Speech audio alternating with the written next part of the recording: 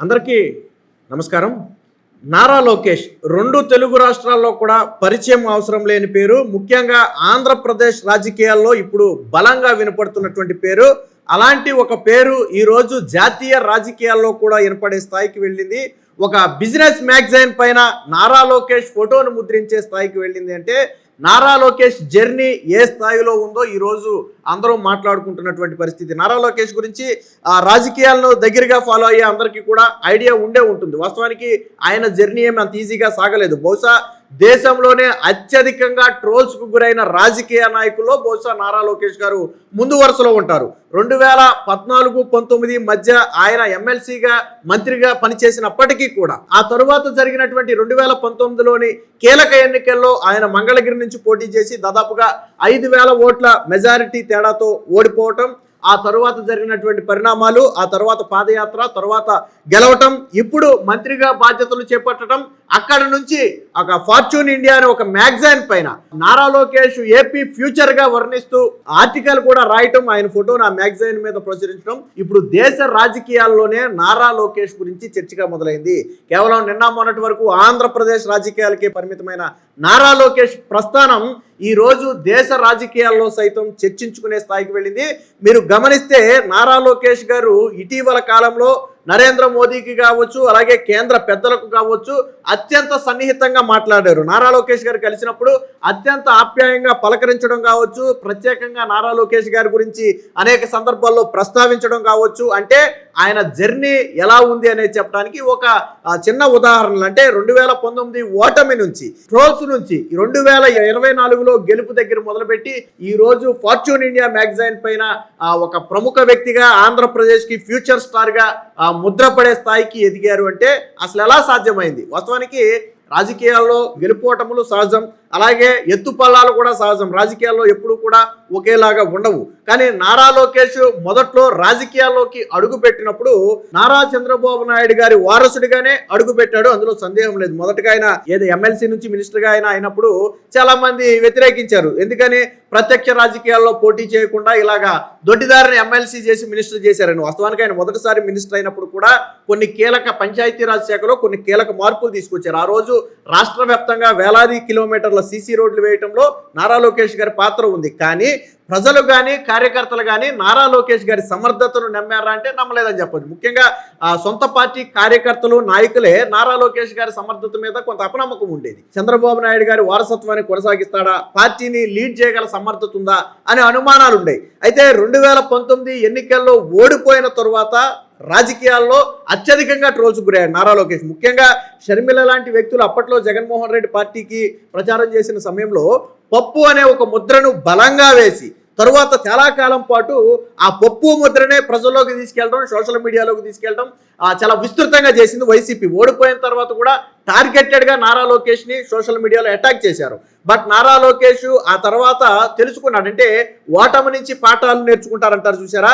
So దానికి perfect example ఎవరయ్యా అంటే నారా లోకేష్ గారు, అందులో డౌట్ లేదు. ఆయన మంగళగిరి నియోజకవర్గంలో ఓడిపోయిన వెంటనే కుమ్మిలిపోలా. కాకపోతే అదే సమయంలో నారా లోకేష్ గారికి పట్టుదల, మొండితత్వం కూడా ఎక్కువే. ఎందుకు చెప్తున్నాము అంటే ఆ రోజు చంద్రబాబు గారు సీఎంగా ఉన్నారు. ఆయనకి రాష్ట్రంలో ఏ నియోజకవర్గం కావాలంటే ఆ నియోజకవర్గం వస్తుంది. కుప్పం లాంటి కంచుకోటలు ఉన్నాయి ఆ రోజుల్లోనే, చంద్రబాబు గారు పోటీ చేస్తున్నారు. సో రాష్ట్రంలో ఏ నియోజకవర్గాన్ని తీసుకునే అవకాశం ఉన్నప్పటికీ కూడా ఎప్పుడో 20-25 ఏళ్ల క్రితం తప్ప మళ్ళీ గెలవని మంగళగిరి నియోజకవర్గాన్ని ఆయన ఎంచుకున్నారు. అంటే మీరు అక్కడ ఆయన మొండితనం మీరు అక్కడ చూడొచ్చు. ఎంచుకోవటమే కాదు, అయితే ఓడిపోయారు. ఓడిపోయినా ఏ రోజు బాధపడలా. ఓడిపోయిన తరువాత కూడా తన సొంత డబ్బులతో 10కి పైగా పథకాలను మంగళగిరి నియోజకవర్గ ప్రజలకు నారా లోకేష్ గారు అందించారు. ఫలితంగా 2024లో 91,000 మెజార్టీతో, 5,000 తక్కువ మెజార్టీతో ఓడిపోయిన నారా లోకేష్ 5 ఏళ్లు తిరిగేసరికి రాష్ట్రంలోనే అత్యధిక మెజార్టీల్లో ఒకటైనటువంటి 91,000 మెజార్టీతో ఆయన గెలవడంతో పాటు ఈ రోజు ఎన్నికలు జరిగిన నారా లోకేష్ కి మళ్ళీ 1,00,000కు పైగా మెజారిటీ వస్తుందని చెప్పి ప్రజలే చెప్తున్నారు. రాష్ట్రం మొత్తం పక్కన పెట్టి మంగళగిరిలో మీరు ఎవరినైనా టచ్ చేయండి, ఒక కూరగాయల కొట్టు కావచ్చు, ఒక సెలూన్ షాప్ కావచ్చు, లేదా ఒక మాల్ కావచ్చు, లేదా ఒక స్కూల్ కావచ్చు, ఒక వృద్ధుడు కావచ్చు, ఒక మహిళ కావచ్చు, మీరు ఎవరినైనా టచ్ చేయండి. ఎవరిని టచ్ చేసినా నారా లోకేష్ పేరు ఈరోజు మంగళగిరిలో మారుమోగుతుంది. అంటే 5 ఏళ్లలో ఓటమిలో ఉండగానే కంచుకోటగా నారా లోకేష్ మంగళగిరిని మార్చుకున్నాడు. అది ఆయన సమర్థత. గెలిచినప్పుడు ఎవరైనా ఏదైనా చేయొచ్చు. ఇప్పుడు నారా లోకేష్ గారు గెలిచారు కాబట్టి అభివృద్ధి పనులు చేస్తున్నారు. బట్ ఓడిపోయిన సమయంలో కూడా మంగళగిరి నియోజకవర్గానికి తన సొంత నిధులతో కొన్ని పథకాలను అమలు చేశారు. సో అలాగే మంగళగిరి ప్రజలకు బాగా దగ్గరయ్యారు. దాని ఫలితమే ఈ రోజు నారా లోకేష్ మంగళగిరిలో తిరుగులేని శక్తిగా ఎదిగారు. సో అక్కడతో అయిపోలా. నారా లోకేష్ గారు గెలిచిన తర్వాత కూడా అతిపెద్ద సవాల్, ఆయన తనను తాను నిరూపించుకోవాలనుకున్నాడు. అందులో భాగంగానే ఐటీ మినిస్టర్తో పాటు ఎడ్యుకేషన్ మినిస్టర్ తీసుకున్నాడు. ఎడ్యుకేషన్ మినిస్టర్ అనేది సవాల్తో కూడింది. సో అయినప్పటికీ కూడా తనను తాను నిరూపించుకోవాలనే ఉద్దేశంతోనే అటు ఐటీ మినిస్టర్ ఇటు ఎడ్యుకేషన్ మినిస్టర్ రెండింటినీ తీసుకుని రెండు కళ్ళలాగా భావించి ముందుకు తీసుకువెడుతూ ఈరోజు దేశంలోనే అత్యధిక పెట్టుబడులు వచ్చిన రాష్ట్రాలలో ఆంధ్రప్రదేశ్ ఒకటి. భారతదేశం మొత్తానికి 100% పెట్టుబడులు వస్తే 25% పైగా పెట్టుబడులు ఆంధ్రప్రదేశ్కి వచ్చాయని చెప్పి లెక్కలు చెబుతున్నాయి. ప్రపంచంలోనే అమెరికా లాంటి దిగ్గజ సంస్థలు అమెరికా వెలుపల అతి భారీ పెట్టుబడులను ఈరోజు ఆంధ్రప్రదేశ్లో పెడుతున్నాయి. కాగ్నిజెంట్ కావచ్చు, టీసీఎస్ కావచ్చు, లేకపోతే రిలయన్స్ కావచ్చు, ఆర్సెలర్ మిట్టల్ కావచ్చు, ఇలా 1 కాదు 2 కాదు అనేక ప్రముఖ కంపెనీలు లక్షల కోట్ల రూపాయల పెట్టుబడులు ఈరోజు ఆంధ్రప్రదేశ్లో పెడుతున్నాయి అంటే చంద్రబాబు గారి నాయకత్వంలో నారా లోకేష్ గారు చేస్తున్నటువంటి కృషికే ఉదాహరణ. అలాగే విద్యాశాఖలో కూడా విప్లవాత్మకమైన మార్పులకు శ్రీకారం చుడితే 2 సంవత్సరాల్లోనే అద్భుతమైన ఫలితాలు వచ్చాయి. ప్రైవేటు పాఠశాలలకు కళాశాలలకు ధీటుగా ఆంధ్రప్రదేశ్ ప్రభుత్వ పాఠశాలలు కళాశాలల్లో ఫలితాలు వచ్చాయి. ముఖ్యంగా 10th ఫలితాలు చూసిన తర్వాత ఈ రోజు 3 లక్షల మంది ప్రైవేటు పాఠశాలల నుంచి విద్యార్థులు ప్రభుత్వ పాఠశాలలకు వచ్చారు అంటే నారా లోకేష్ గారి కృషి ఫలించింది. మొన్న 10th ఫలితాలలో చరిత్రలో ఎన్నడూ లేని విధంగా పేపర్లో కావచ్చు, టీవీలో కావచ్చు, రాజకీయాలకు అతీతంగా ఒక రాజకీయ నాయకుడి ఫోటో కూడా లేకుండా అడ్వర్టైజ్మెంట్ ఇచ్చి ప్రచారం చేయటమే కాకుండా ఇంటింటికి తిరిగి ప్రతి పాఠశాల ఇది మా పాఠశాలలో వచ్చిన రిజల్ట్ అని చెప్పడమే కాకుండా ప్రభుత్వ పాఠశాలల్లో నో అడ్మిషన్ బోర్డులు పెట్టే వరకు ఈరోజు విద్యా వ్యవస్థలో వచ్చినటువంటి విప్లవాత్మకమైన మార్పులు ఇన్ని కాదు, రాబోయే 3 సంవత్సరాల్లో మరిన్ని రాబోతున్నాయి. ముఖ్యంగా నారా లోకేష్ గారి మంగళగిరి నియోజకవర్గంలో మొట్టమొదటి మోడల్ ఇంటర్నేషనల్ స్కూల్ని ఆయన చేస్తే అంటే గతంలో మనకి రికమెండేషన్లు అనేది ప్రైవేట్ స్కూల్కి చూసేవాళ్ళం. ఒక ఎమ్మెల్యేతోనో ఎంపీతోనో రికమెండేషన్లు చేయించుకునేవాళ్ళు ప్రైవేట్ స్కూల్లో సీట్ ఇప్పించండి అని. కానీ ఈరోజు ప్రభుత్వ పాఠశాలల్లో సీట్ ఇప్పించండి అని చెప్పి ఎమ్మెల్యేలు ఎంపీలతో రికమెండ్ చేసుకునే స్థాయికి ఈరోజు ప్రభుత్వ పాఠశాలలు ఎదుగుతున్నాయి అంటే ఖచ్చితంగా మనందరం గర్వపడాల్సిన అవసరమే. భవిష్యత్తులో రాబోయే రోజుల్లో ప్రైవేటు పాఠశాలలు కొద్దిగా మూతపడే పరిస్థితి రాబోతుంది. ప్రభుత్వ పాఠశాలల్లో ఫుల్గా జనం కిక్కిరిసిపోయి ఇప్పుడు కొన్ని ప్రాంతాల్లో మాత్రమే నో అడ్మిషన్ బోర్డులు చూసాం. రేపు రాష్ట్రంలోని ప్రతి ప్రభుత్వ పాఠశాలలో నో అడ్మిషన్ బోర్డు పెట్టే పరిస్థితి రాబోతుంది. ఇది తథ్యం కూడా, ఎందుకంటే మొన్నటి ఫలితాలే ఒక ఉదాహరణ. ఇక ఐటీ శాఖ మంత్రిగా ఇటు విద్యాశాఖ మంత్రిగా నారా లోకేష్ చేస్తున్నటువంటి పనులు కావచ్చు, అలాగే రాష్ట్రంలో క్రియాశీలకంగా మరో పక్క పార్టీని నేను మొదట్లో చెప్పినట్టుగా నారా లోకేష్ సమర్థవంతంగా పార్టీని లీడ్ చేయగలడా, కార్యకర్తల్ని నాయకుల్ని లీడ్ చేయగలడా, చంద్రబాబు గారి తర్వాత ఆ వారసత్వాన్ని కొనసాగించగలడా అనే అనేక అనుమానాలు ఉంటే 2019 ఓటమి తర్వాత నారా లోకేష్ అన్నీ మార్చుకున్నాడు. మొదటగా తనను తాను మార్చుకున్నాడు. తనను ఏదైతే బాడీ షేమింగ్ చేశారో ఈరోజు నారా లోకేష్ చూడండి, ఒక సినీ హీరో కూడా సరే అలా నారా లోకేష్ టర్న్ అయ్యాడు. అంటే ఒకప్పుడు ఎలా ఉండేవాడు ఇప్పుడు ఎలా ఉండేవాడు అనేది మీరు సోషల్ మీడియాలోకో లేకపోతే గూగుల్లోకి వెళ్ళి కొడితే ఫోటోలు చూడొచ్చు మీరు. సో నారా లోకేష్ ఈరోజు ఒక సినిమా స్టార్ లాగా నారా లోకేష్ షైన్ అయ్యాడు. అదే క్రమంలో తరువాత నారా లోకేష్ చేసింది ఏంటంటే కార్యకర్తలకు దగ్గర అవటం. వైసీపీ హయాంలో పెట్టినటువంటి అక్రమ కేసుల సమయంలో ప్రతి కార్యకర్తకు అండగా నిలబడి తెలుగుదేశం పార్టీ సోషల్ మీడియా బలంగా పనిచేయడంలో నారా లోకేష్ కీలక పాత్ర వహించాడు. ఆ తర్వాత పార్టీ నాయకులకు దగ్గర అవటం. నారా లోకేష్ తర్వాత ఒక్కొక్క నిర్ణయం తీసుకుంటూ పార్టీ నాయకులకు దగ్గరయ్యాడు. అంటే మొదటగా తనను తాను మార్చుకున్నాడు, తన బాడీ లాంగ్వేజ్ మార్చుకున్నాడు, భాష మార్చుకున్నాడు. తెలుగు రాదని హేళన చేసేవాళ్ళు ఈరోజు నారా లోకేష్ సవాల్ విసురుతుంటే తెలుగులో అటుపక్క నుంచి జగన్మోహన్ రెడ్డి ప్రెస్ మీట్ పెడితే 10 తప్పులు వస్తుంటే నారా లోకేష్ 10 ప్రెస్ మీట్ పెట్టినా ఒక తప్పు కూడా పట్టుకోలేనటువంటి పరిస్థితి ఈ రోజు. ఆ రోజులో జగన్మోహన్ రెడ్డి అతిపెద్ద వక్త అనుకునేవాళ్ళు. బట్ జగన్మోహన్ రెడ్డి ఈ రోజు ప్రెస్ మీట్ పెడితే 10కి పైగా తప్పులు వస్తున్నాయి. ఒక ప్రెస్ మీట్ పెడితే 10కి పైగా ట్రోల్స్ వస్తున్నాయి. కానీ నారా లోకేష్ 10 ప్రెస్ మీట్లు పెడితే ఒక్క ట్రోల్ కూడా రానటువంటి పరిస్థితి ఈ రోజు. అంటే తన బాడీ లాంగ్వేజ్ మార్చుకున్నాడు, తన భాష మార్చుకున్నాడు, కార్యకర్తలకు అండగా నిలబడి వాళ్ళకి దగ్గరయ్యాడు, తర్వాత నాయకులకు దగ్గరయ్యాడు. సో ఆ క్రమంలోనే ఇప్పుడు నారా లోకేష్ నాయకత్వం మీద ఎంటైర్ పార్టీ మొత్తం కూడా పూర్తి విశ్వాసం ఉంచింది. చంద్రబాబు గారి పరిపాలన చూసుకుంటుంటే నారా లోకేష్ ఇటు పాలనతో పాటు పార్టీ మీద కూడా పట్టు సాధించి పార్టీని ఒక క్రమ పద్ధతిలో నడుపుతూ నారా లోకేష్ గారు ఇటీవల విప్లవాత్మక మార్పులు కూడా తెచ్చారు. సో పార్టీలో యువకులకు ప్రాధాన్యం ఇవ్వాలి, సీనియర్ల అనుభవాన్ని ఉపయోగించుకుని యువశక్తిని అంటే వాళ్ళ ఉత్సాహాన్ని మనం వినియోగించుకుని పార్టీకి ముందుకు తీసుకువెళ్లాలని చెప్పటమే కాకుండా ఇటీవలే వర్కింగ్ ప్రెసిడెంట్ గా కూడా నారా లోకేష్ బాధ్యతలు చేపట్టడం జరిగింది. నారా లోకేష్ గారి బాధ్యతలు వర్కింగ్ ప్రెసిడెంట్ గా బాధ్యతలు చేపట్టే నాటికి ఒక్క కార్యకర్త గాని ఒక్క నాయకుడు గాని ఆయన సమర్థత ఉందా అనే పరిస్థితి లేదు. ఎందుకంటే 100% నమ్మిన తరువాతే నారా లోకేష్ వర్కింగ్ ప్రెసిడెంట్గా బాధ్యతలు అయితే చేపట్టడం జరిగింది. అంటే ఆయన జర్నీ ఏమంత ఈజీగా సాగలేదు. వాస్తవానికి ఒకప్పుడు ముళ్ళ మీద లేకపోతే రాళ్ళు రప్పల మీద నడిచినటువంటి నారా లోకేష్ ఈరోజు ఒక సాఫైన మార్గంలో నడవగలుగుతున్నాడు అంటే తనను తాను మార్చుకోవటంలో చేసినటువంటి కృషి ప్రధానంగా ఉందని చెప్పుకోవచ్చు. ఇక నారా లోకేష్ జీవితంలో అతిపెద్ద కీలక మలుపు, ఫ్యూచర్ మొత్తానికి కూడా గుర్తుండిపోయే ఒక కీలక మలుపు ఏంటంటే యువగళం పాదయాత్ర.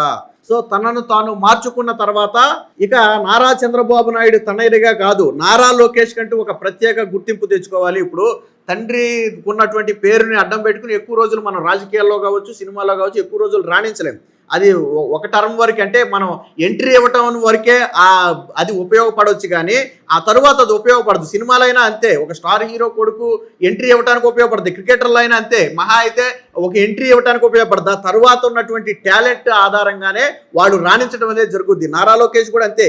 చంద్రబాబు గారి తనయుడిగా మొదట్లో ఎమ్మెల్సీగా మంత్రిగా పనిచేసినప్పటికీ ఇప్పుడు చంద్రబాబు గారి తనయుడిగా కాదు, నారా లోకేష్ కంటూ ఒక ప్రత్యేక బ్రాండ్ ఏర్పడింది.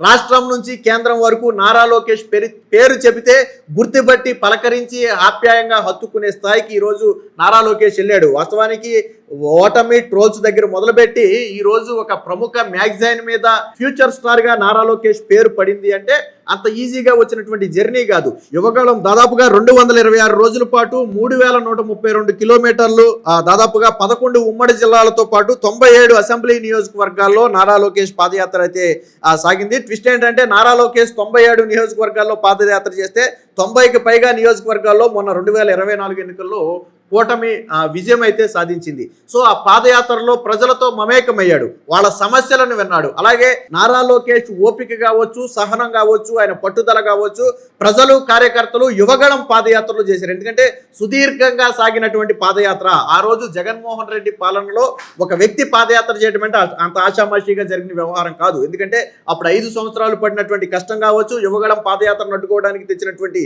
జీవో నెంబర్ 1 కావచ్చు, ఆయన్ని బయట మాట్లాడనివ్వకపోవడం కావచ్చు, యువగళం వాలంటీర్లను అరెస్టు చేసి బెదిరించడం కావచ్చు, ఇలాంటి అనేక ఘటనల మధ్య మొక్కవోని దీక్షతో నారా లోకేష్ యువగళం పాదయాత్రను పూర్తి చేశాడు.